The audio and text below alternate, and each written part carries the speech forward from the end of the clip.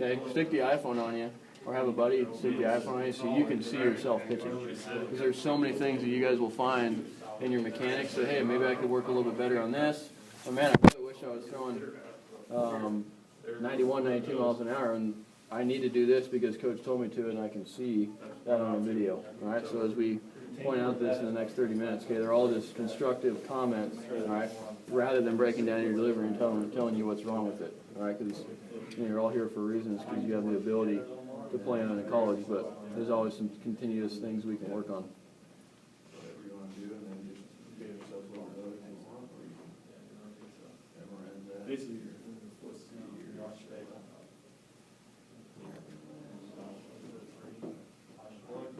Okay, good.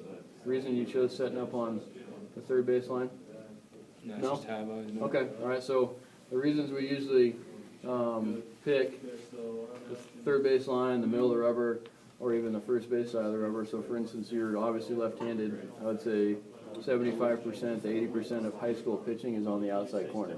Okay, so when we get guys at our level, I wouldn't say they are unable to throw inside. It's that they're scared. They don't want to hit the guy, okay, because they've thrown 80% of the pitches in their high school career on the outside part of the plate. All right, so if you want to throw inside, you're going to face most of your right-handed hitters, okay, all right, in high school. So you have a really good opportunity as you throw that ball directionally straight down the middle, you're going to be able to spot that inside. All right, and then as you're throwing away, okay, the only thing that's different is you give that angle a little bit more time for that hitter to see that baseball based on where you're at. Okay?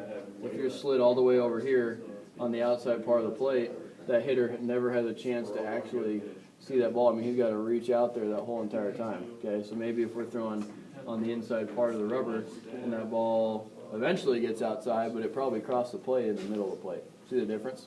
All right, so if you feel comfortable on that side, great. If you feel comfortable in the middle, great. And if you feel comfortable on the other side, great. It's your personal preference. I'm just telling you the differences as far as what can help and not. Okay, as we go back, how tall are you? 6 foot. 6 foot? Okay. I'm just talking about your head. Your eyes are on, which is great. Okay. Still 6 feet. Still 6 feet. Okay, we start to drop. We start to drop. Start to drop. Now how tall do you think you are? 5'4". Okay. Now, you want to use your height for a huge advantage. Okay, so pitchers have huge advantages. Right? I mean, if you're a good hitter, you're hitting at 300, you're still out 70% of the time. So the advantage is you. Okay. If you throw that ball downhill, okay, so we're on a mound already. If you're throwing that ball downhill and a hitter's trying to hit it, his swing plane only has one opportunity to meet that baseball. Okay. If we're a shorter guy or we break down in our mechanics and our back leg there, and we become more even with the hitter, that ball is flying straight the whole entire time. My barrel can reach that ball at any point. Okay, you guys, that makes sense to you guys? So we want to go downhill so it's harder for that hitter to meet that ball on time. Okay, because as we know, it's a round ball, round bat, and we got to hit it square. Okay, and you guys have all hit as well. So as you work on that, okay, use your height to your advantage. Stay taller. Yeah, stay tall. So as we go out, so your back leg is going to want to break down. All right, that's what it's doing. That's why you're lowering yourself and lowering yourself and lowering yourself. Okay, so it wants to break down. So we're just going to stay a little bit taller and stay on the ball of our foot a little bit more. Okay, simple fix. But you wouldn't have ever noticed that if you didn't see it. Okay? Importance in video. Okay, so as you land, we'll see it on the front side video, but here's our line, so you start just a little bit off of it, and you're getting off the line a hair, okay, and as you land, you're closed, which is good, all right? Now the thing that I notice, would you say you're leaning out more in front, or are you loaded up on your back leg to push off? You're out in front, okay? I mean, you tell me how hard it is to dunk a basketball on your tippy toes, right? We want to be on the ball of our foot pretty much the whole time at foot strike. So I would want you to strike foot, boom, right there, but your foot hasn't quite landed yet. All right, so if we're on a flat ground, if we raise this mound up and you're on flat ground, your foot would hit, and you'd be in a really powerful position. All right, but it quite hasn't landed. There it goes. All right, and you can see your angle starting to go forward, forward, forward, forward, okay? And then you release, and that's a really good finish, okay? Really good finish. So if baseball changed the rules, all right, and you guys could crow hop off the top of the mound and throw a ball to the plate, would you do it? Yeah. Absolutely. Okay, so we're trying to create as much momentum as we can. Because at the end of the day, arm speed is huge in delivering that baseball with force to the plate. All right? Tempo of delivery is good, and then you're stable, but you lose your stackness. Okay, so there's things to work on there. And then your head, and I noticed that was the first thing. You ever shot any birds or deers or anything like that? Okay. So say you got a deer in your sights, only deer you've seen all day, you have to hit this thing. All right. You got it sighted up, and all of a sudden you hear something ruffling off in the bushes, then you go back to your deer and pull the trigger. How successful are you going to be, A, at hitting the deer or hitting the spot you need to kill it? Not very, okay? So the same thing when we're delivering a ball to the plate is your eyes got to be on that target, and they are. I'm just making this a teaching point for you guys too, is we got to keep our head and our eyes in the catcher's glove or on the target at all times. Okay, so good job. Okay, you do go downhill, we break down a little bit, and then we'll show you the front side portion.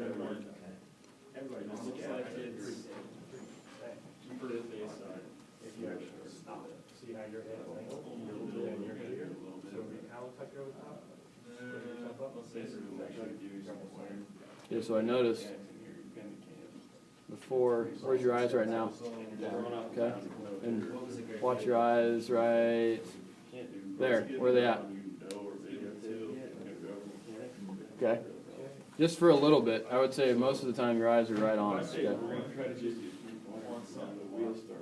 Good, equal, and opposite. All right, your glove and your glove and your ball on your backside are equal, which is good. So as we land,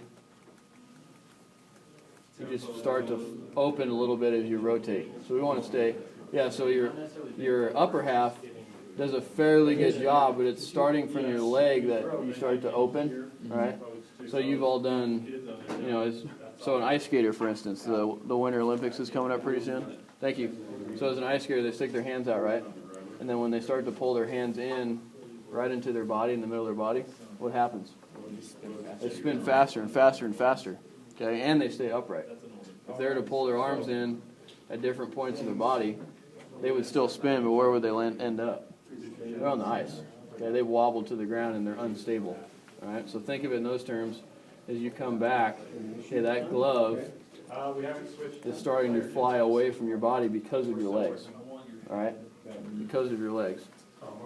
So you're open, okay? Start to fly. I'm just writing these as little memory bits. That's not as bad as I've seen. So again, easy fix, but we call it our box, fellas. We want to get the glove into our box, which is about where your pecs start and your belly button. Okay, you can get your glove anywhere in there, and I'm fine with that. All right. But as you start to fly away from your body, you guys ever done dumbbell flies? All right. We're laying inclined on the bench and we're doing dumbbell flies. What if I put 100-pound weights in your hands and you try to do dumbbell flies? How would your shoulders feel after that? You wouldn't have them. They'd be ripped off. All right. So you think about the force you're putting on your shoulder as you start to fly away from your body. You're putting a lot of stress right here on these shoulders. Okay. So that's why we want to stay closed and getting this glove back in. All right. And you're going to see an increase in velocity based on that too. All right. Arm circle.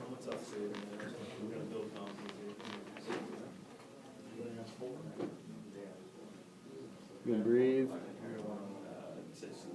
Good, your arm circle is short. Okay, so when we talk about arm circle, a lot of times we see if a guy's got a really long arm circle, he likes to drop his hand out of his glove, come all the way around, and then back up to the top. You guys got to remember that your front part of your body, so it would be your right arm and your right leg, they're moving the whole entire time. So if our arm circle is really, really long, where's the ball going to end up? You guys have any idea? If our arm circle is really, really long, but we're leaning forward the whole time, where's that ball going to be? Up. Okay, up. And then vice versa, if our arm's really, really fast and our stride's too short, it's going to be down. Okay? So, good. Loose, good hand speed. right? I think you can be a little bit cleaner, a little bit picture of hitter Okay, your lead elbow. We want to get these shoulders a little bit higher. Okay, so we'll work it out not there. But as we deliver that pitch, we want to be in a strong, powerful. It's almost like we're in a T, right? But our elbows are bent in, and the ball is outward. Right? As we drop our glove away from our body, that helps us start to fly open again. All right, so we want to keep that glove up in our chest so we can rotate around our glove, not pull off from our body. All right? And then, do you hit as well? Yeah. Are you a hitter? Okay. So if you couldn't see the ball at all, say you're in a batting cage, remember the old batting cages, the old iron mic, and you really couldn't see the ball come out until it came right out of that hole, your timing was awful. All right? That's what we want to create as pitchers. We want to hide that ball as long as we can so that hitter has no idea where it's coming from, and then it's on them. All right? So if you stick that ball out, so again, we got to think about our line. So the hitter's going to be over here. Can the hitter see the ball right now? Yeah. Okay, good. How about now? How about now? Yeah. How about now? How about now? Okay, you give him a long time to track that baseball. All right, so we want to hide that up and put it back here. Okay, you don't have to drop your arm. We just want to put it behind our body so he can't see it. All right.